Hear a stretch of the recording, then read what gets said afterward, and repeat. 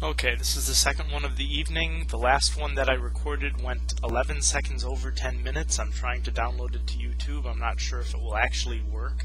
I've had that problem before at 10 minutes and 35 seconds, and anything longer than 10 minutes and 35 seconds. I think I had one that was over 10 minutes but under 10 minutes and 30 seconds upload, so I'm going to try that. I've also reduced the image size and the quality of the video because you're just looking at my hands and a coffee cup, so I guess it doesn't really matter if it's high quality, high def coffee cup or I guess teacup because I've got the tea there, so I'll put a little bit of variety here. So yes, I'm moving on to the next thing. Now, I'm having trouble with my computer. No, Ant Video, that's what it is. Antbar, ant.com. I don't know if you already know about this. Probably you do, because you're so much smarter than me.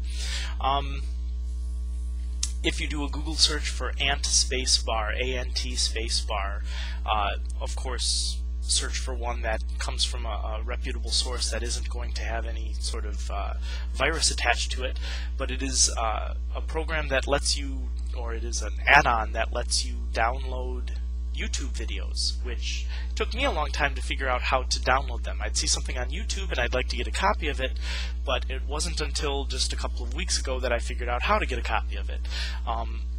Of course, the main impetus of this was Bye Bye Birdie, and then the video where you went to the thrift stores with your friend, because I have seen a number of your previous sites, and I had read a number of posts that you had put throughout the years, and I bookmarked all of the sites, but I did not download and save all of the information that you published. And so even though I have the sites, a lot of the sites no longer go to active links, and so I lost a lot of the stuff that I had seen about you and places that I had gone to look at this stuff. So I'm disappointed with myself, and I need to double check and save everything that you've posted on your blog, and I need to keep it. I need to keep it. So anyway, Antbar, it allows you to download YouTube videos. I'm also kind of cranky because the Rosencrantz and Guildenstern Are Dead video, Every Day is Exactly the Same, the Nine Inch Nails song.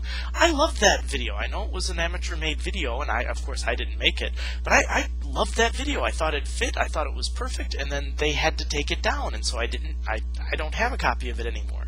Now, had I downloaded Antbar and added that as an add-on, I would have been able to, but I didn't, so I don't. Yes, I'm going to be sort of scattered. I think maybe having a list in front of me might be a way for me to keep from meandering too terribly much. The Birthmark by Nathaniel Hawthorne. It's a short story. I'm sure you've read it in your 11th grade American literature class. That's when I normally teach it. I don't especially love Nathaniel Hawthorne, and I don't especially love that whole Gothic literature. I mean, I don't dislike it, but it's not one of my favorite things. I'm more prone to fantasy or science fiction. However, that particular story resonates with me. Especially he's not Igor, but the laboratory assistant, the flawed laboratory assistant who tries to tell the doctor not to make the woman perfect, to leave the birthmark, that he should cherish the birthmark, that this single flaw is the only thing that keeps her among humans. If she didn't have the birthmark, she'd be too perfect and would have to be subsumed back up into heaven. I really do feel that way. I do think that it is our duty to try to improve ourselves. I do think that if we have something that we recognize as a flaw, and if we find offense in that flaw, that it is our job to try to improve ourselves and change ourselves.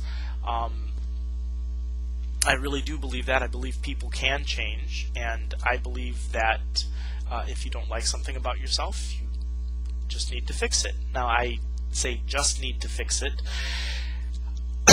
there's a difference between being simple and being easy. There are a lot of choices that are very simple, but they are not easy in the slightest. And there are some very easy choices that are not simple. Someone talked to me about this once, talking about the choice to be a priest or a brother, a minister, a monk, something like that. You make very simple choices, but living your day-to-day life is not necessarily easy. I think it's a very simple choice. I look at myself, I do not like something about myself, I need to make it different. Following through on that simple choice is very difficult.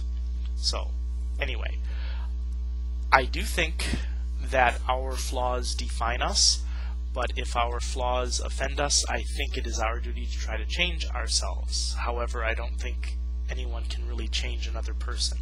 I flirt with the idea of being able to help a person change who wants to change. I mean, I have to pretty much buy into that because I'm a teacher. If nothing I do can have an effect on any other person, then I'm absolutely in the wrong profession. So one of my baseline beliefs is that a person can help or can inspire or can support, and so that these changes can be made easier by people who want you to make those changes, who are willing to support you in making those changes. But of course, the person primarily who has to want to make the change is, well, if I want to make a change in me, I have to change me. Case in point, when I was a much younger man, I had a very, very, very bad temper. Very, very bad temper. I was not patient. I was not kind. Okay, that's too strong. I was somewhat patient and somewhat kind, but on my own terms. I would lose my temper and I would get verbally nasty. I would not get physically nasty, but I'd get verbally nasty. I did not like that about myself. Honestly, it took your mother not liking that about me to drive home the point that it's something I did not want to keep. After she and I were no longer together, after I went down to Texas, I started working very hard on getting rid of that about myself. And although I do still have the ability to become very angry and lose my temper, most people who know me think of me as a very patient, very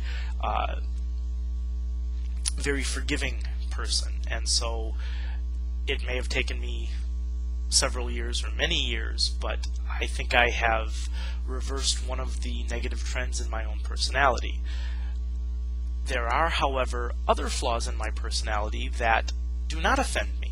In fact, I kind of like those flaws in my personality. One of those flaws that I like about myself is, man, I'm a potty mouth.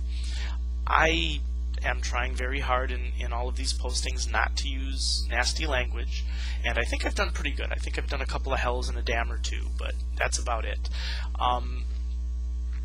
I've made people blush in English and in Korean. My brother, when we've gotten going a few times, has been surprised and jokingly said he was impressed because he'd never heard the phrase turned quite that way. For some point in my life, when I used to give rein to my temper a little bit more, I would allow myself to curse and say nasty things so long as I did not repeat myself. And I actually even had flashcards with bad words and bad phrases in 17 different languages and a few different few specific signs in other languages as well.